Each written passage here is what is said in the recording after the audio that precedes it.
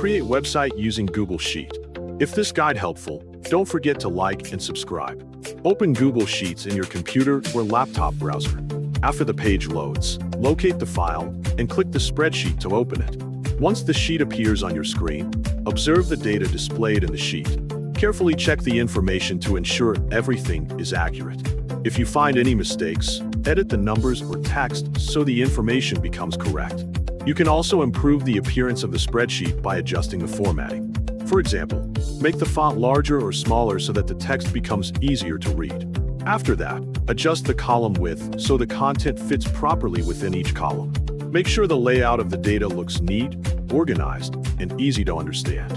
Once the spreadsheet looks clean and ready, move your cursor to the top menu bar of Google Sheets. Click the File menu to open the drop-down list.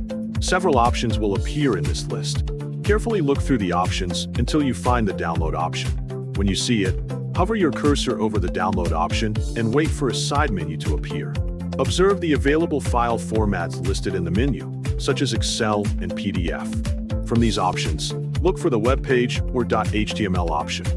Click the web page or .html option to begin the process.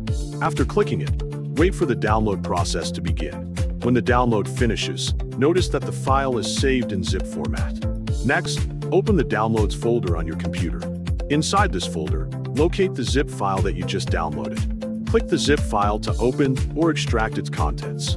Wait until the files inside the zip folder appear. Among these files, look for the HTML file that represents the web page version of your spreadsheet. You may notice that this file shows a Microsoft Edge icon, depending on your browser settings.